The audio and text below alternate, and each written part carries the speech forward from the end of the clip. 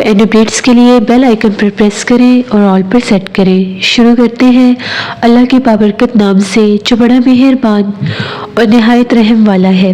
तमाम तारीफ़ें मेरे अल्लाह रब्बुल इज़्ज़त के लिए हैं। खौफनाक कहानियों के मोअज़्ज़िज़ नाज़रीन को मेरी तरफ से अस्सलाम वालेकुम। उम्मीद करती हूँ आप सब लोग खैरियत से होंगे, जहाँ होंगे खुश होंगे। आज आप लोगों के लिए मैं बहुत ड्रावनी कहानियाँ लाई हूँ जिन्हें आप लोग बहुत पसंद करेंगे। आज की पहली खौफनाक कहानी अनम शेयर कर रही है। अनम कहती है, मैं हैदराबाद की रहने वाली हूँ और आज आपके साथ अपनी ज़िंदगी में पेश आने वाली बहुत ही ज़्यादा ड्रावनी कहानी शेयर करना चाहती हूँ। आज से 6 साल पुरानी बात है। इसी तरह से सर्दियों का मौसम था। दिसंबर की सर्द रातें थी। मैं और मेरी बहन अक्सर हम लोग रात के वक्त घर से बाहर निकलती थी वॉक करने के लिए। हम लोगों के घर के पास ही थोड़ा सा दूर हम लोगों की गली को जैसे क्रॉस करते थे तो आगे एक मेन चौक था। वहाँ पर एक बहुत खूबसूरत पार्क बना हुआ था, फैमिली पार्क। वहाँ पर हम लोग जाकर वॉक किया करती थी, गर्मियों में भी और सर्दियों में भी। अब जैसे कि सर्दी ज़्यादा थी तो हम लोग मैक्सिमम 8 बजे तक वॉक करके घर वापस आ जाया करती थी, क्योंकि सन्नाटा बहुत ज़्यादा हो जाता था और उस तरफ लोगों का आना जाना भी इतना ज़्यादा सर्दियों में नहीं होता था। दिन के वक्त लोग वहाँ पर फिर भी ख़वातीन बच्चों को लेकर धूप में बैठ जाया करती थी, लेकिन रात के वो जगह बिल्कुल खाली थी और वो पार्क भी काफ़ी ज़्यादा बड़ा था। तो हम दोनों बहनें जो थी हम लोग वॉक करने के लिए निकल गई। 7:45 बजे का टाइम होगा, हम लोग घर से निकली और हमने यही डिसाइड किया था कि 8:30 बजे तक हम लोग वापस आ जाएंगी। जैसे हम लोग पार्क में पहुँची तो वहाँ पर उसके ऑल अराउंड एक फुटपाथ बना हुआ था जहाँ पर हम लोग वॉक किया करती थी। तो हम लोग वॉक कर रही थी तो वहाँ पर काफ़ी ज़्यादा दरख्त भी थे और वहाँ पर कुछ ऐसे उन लोगों ने डेकोरेशन के लिए कुछ जैसे आर्टिफिशियल एनिमल्स होते हैं पत्थर के, उन लोगों ने जैसे कुछ जानवर भी बनाए हुए थे उसे जंगल का एक टच देने के लिए। तो जैसे ही हम लोग वॉक कर रही थी, हम लोग बातें कर रही थी कि ये जानवर रात के अंधेरे में बेशक आर्टिफिशियल है लेकिन ये दिखने में कितने भयानक लग रहे हैं। अभी हम लोग ये बात कर ही रही थी तो हम लोग दरख्त के पास से गुजर रही थी। हमें वहाँ से एक अजीब सी आवाज़ आई।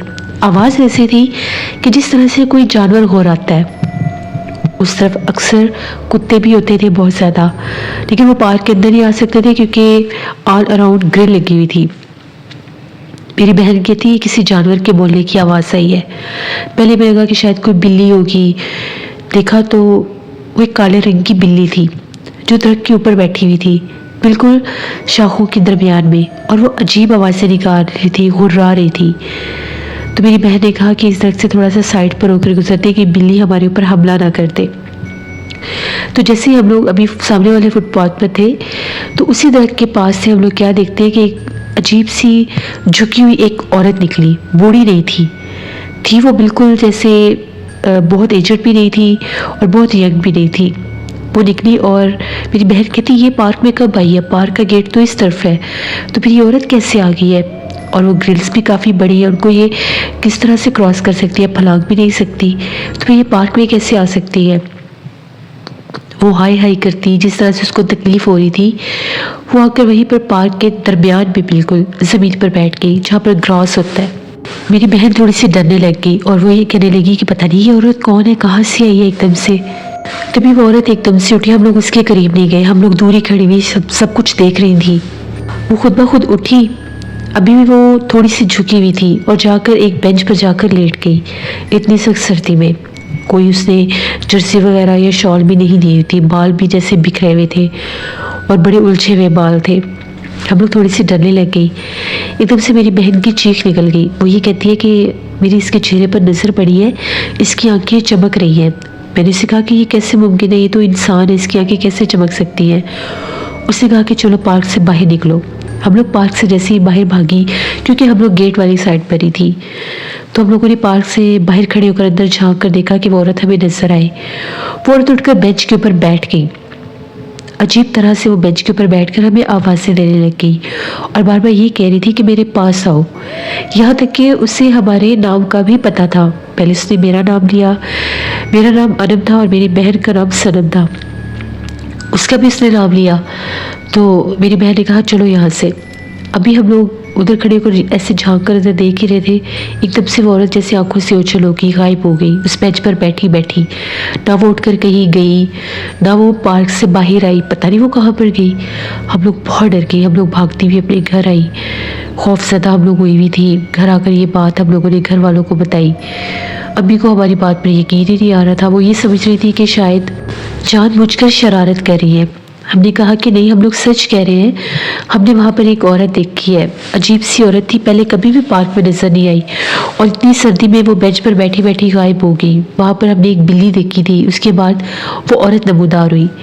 अम्मी ने मना कर दिया कि तुम लोगों ने अब उस पार्क की तरफ नहीं जाना, वॉक करनी होती है तो अपने घर के बाहर करो। हम लोग भी डर गए थे। हमने कहा कि ठीक है, हम लोग अब नहीं करेंगे। खाना वगैरह तो पहले ही खा कर गए थे। थोड़ी देर हम लोग किचन में बैठे अम्मी के पास। 11 बजे के करीब हम लोग सब अपने कमरों में चले गए। मेरी अम्मी और हम बहनें सब एक कमरे में सोती थी, अब्बू और भाई एक कमरे में सोते थे। तो अभी हमें नींद नहीं आ रही थी, हम लोग बातें कर रहे थे। एकदम से मेरी बहन कहती कि चलो हम लोग चिप्स बना कर खाते हैं। उसे अक्सर ऐसे भूख लग जाती थी तो हम लोग रात को चीज़ें बनाकर खा लिया करते थे।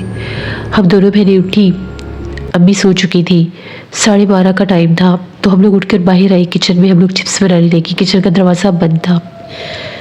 एकदम से हमें ऐसा लगा कि जिस तरह से हम लोगों के सेहत में कोई चल फिर रहा है। कदमों की आवाज़ आ रही थी बाकायदा। तो मेरी बहन कहती लगता है अब्बू उठे हुए हैं या भाई उठे हैं। तो एकदम से किचन की खिड़की से हमने झाँक कर देखा, बाहर कोई भी नहीं था। लेकिन 2 बार हम लोगों को बाहर पाँव घसीट कर किसी के चलने की आवाज़ आई। तभी एकदम से चिप्स बनाकर हम लोग बाहर निकली तो पूरे शहर में धुआं भरा हुआ था। इतना धुआं था जैसे बाकायदा कोई आग किसी जगह पर लगी होती है और उसको जब बुझाया जाता है तो धुआं उठता है। तो मेरी बहन कहती है देखो इतना धुआं कहाँ से उठ रहा है, कोई शहर में कोई ऐसी चीज़ भी नहीं है जिसको अल्लाह माफ़ करे कोई आग लग जाए या कोई ऐसे धुआं हो। पूरा शहर हम लोगों ने देखा इतनी सर्दी में, कहीं ऐसा वैसा कुछ भी नहीं था। हम लोग परेशान और इस धुएं में एक अजीब सी बदबू भी थी। तो हमने इधर उधर देखा, हमें कोई सुराग नहीं मिला, कोई जगह नहीं मिली। हम लोग चिप्स लेकर अंदर आ गए। हम लोगों ने चिप्स खाए। अब डर भी लग रहा था अम्मी को कैसे जगाए, पहले सोचा कि जगाए। फिर मेरी बहन कहती कि कहीं शायद धुंध ना हो, लेकिन धुंध तो ऐसे नहीं थी, वो बाकायदा जैसे किसी जगह से धुआं उठ रहा था। सुबह हुई तो हम लोगों ने ये बात अम्मी को बताई। हम लोगों के शहर में कहीं आग लगने का कोई नामो निशान नहीं था, कोई ऐसी जगह नहीं थी। उस दिन के बाद हम लोगों के घर में अजीबोगरीब वाक़यात होने लग गए। वाक़यात ऐसे थे कि हम लोग शाम को वॉक करने बाहर जाती थी। हम लोग पार्क की तरफ अब नहीं जाते थे क्योंकि वो जगह बिल्कुल सुनसान थी। एक तो पार्क के अंदर दरख्त होते हैं, वहाँ पर पार्क के बाहर भी बहुत दरख्त थे, रोड के ऊपर भी। अक्सर अभी उस तरफ से आवाज़ें आती थी, जैसे कोई औरत आवाज़ें देती है। पता नहीं वो किसको आवाज़ें देती थी, हमें देती थी या किसको देती थी, कुछ पता नहीं, नाम की समझ नहीं आती थी। बस पहले दिन नाम की समझ आई थी। घर में चीज़ें गायब होने लग गई, रखते कहीं और थे, मिलती कहीं और से थी और अजीबोगरीब मामलात होने लग गए। सोए हुए कभी कोई मेरा भाई डर जाता था, कभी अब्बू खौफज़दा हो जाते थे कि जैसे कोई एकदम से जगा देता है। और रात मखसूस 12 बजे के बाद हम लोगों के घर में धुआं बहुत ज़्यादा नजर आता था। वो धुआं कहाँ से उठता था, वो धुआं कहाँ से आता था, हमें कोई सुराग नहीं मिलता। अब्बू को इस बात का पता तब चला जब अब्बू वॉशरूम के लिए उठे तो उन्होंने शोर मचा दिया कि घर में किसी चीज़ को, किसी वायर को कोई शॉर्ट सर्किट ना हो गया, उठकर देखना चाहिए। पूरे घर की इलेक्ट्रिसिटी ठीक थी, कहीं कोई आग का निशान नहीं था। तो हमने बताया कि ये हम लोग कई दिनों से देख रहे हैं। तो वो धुआं बाकायदा उठता था, काले रंग का धुआं होता था। कभी धुएं का रंग सफ़ेद होता था, कभी काला होता था। अब इस बात को भी तकरीबन 5-6 दिन हो चुके थे मुसलसल। हम लोगों ने अम्मी से कहा कि अम्मी हमें तो डर लग रहा है कहीं इस चीज़ का कनेक्शन उस पार्क वाली बात से तो नहीं है। अम्मी ने कहा कि इसका हमें पता चल करवाना चाहिए किसी आमिर साहब से, क्योंकि रात भर घर में किसी के पाँव घसीट कर चलने की आहट भी महसूस होती है, देखने पर दिखाई कोई नहीं देता और धुएं से बाहर वाला हिस्सा भरा हुआ होता है। अब्बू ने कहा कि मैं किसी से पता करूँगा। अब्बू की शॉप थी मार्केट में, उन्होंने कोई 2-4 लोगों से पता किया तो एक साहिब इल्म का पता चला। वो साहिब इल्म को लेकर हमारे घर आ गए, उनको सारी बात बताई। हम लोगों ने पार्क वाली बात भी बताई।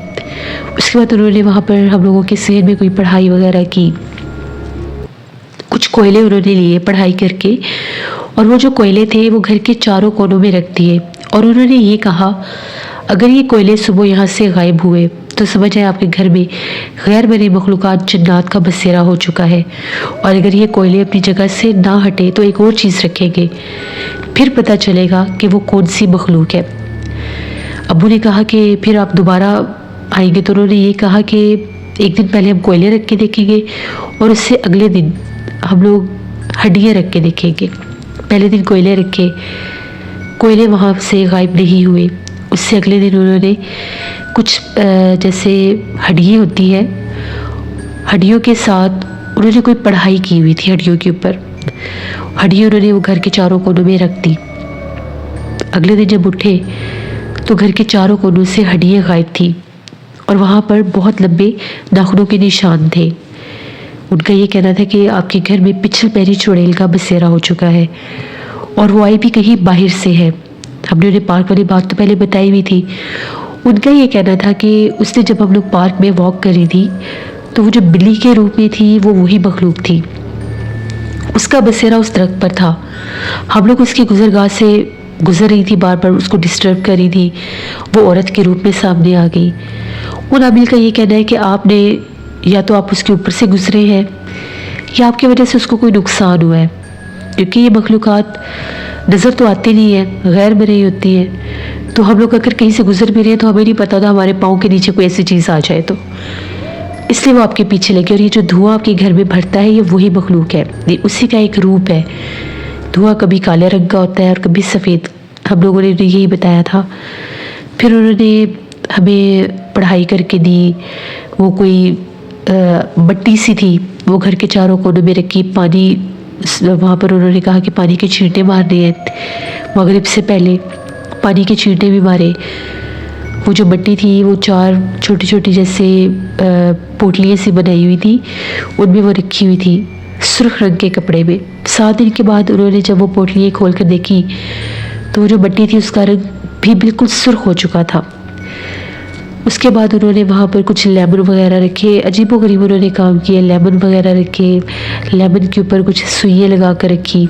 7 दिन के बाद वो वापस आए तो सुइयाँ भी सुर्ख रंग की हो चुकी थी, लेकिन लेमन जो थे वो बिल्कुल तरोताज़ा थे।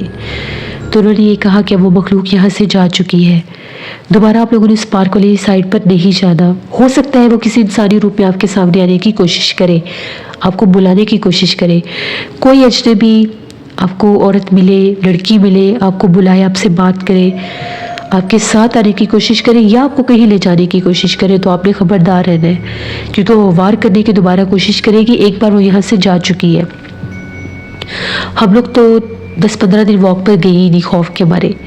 10-15 दिन के बाद जब हम लोग दोबारा वॉक करने के लिए गए तो हम लोग जैसे ही अपने घर से लेकर हम लोग बाहर कॉर्नर तक जाते थे जहाँ पर गली ख़त्म होती थी, वहाँ तक गए तो हम लोग क्या देखती है कि जिस तरह से बिल्कुल एक यंग सी औरत थी, तो वो पहले कोने पर खड़ी रही, काफ़ी देर खड़ी रही।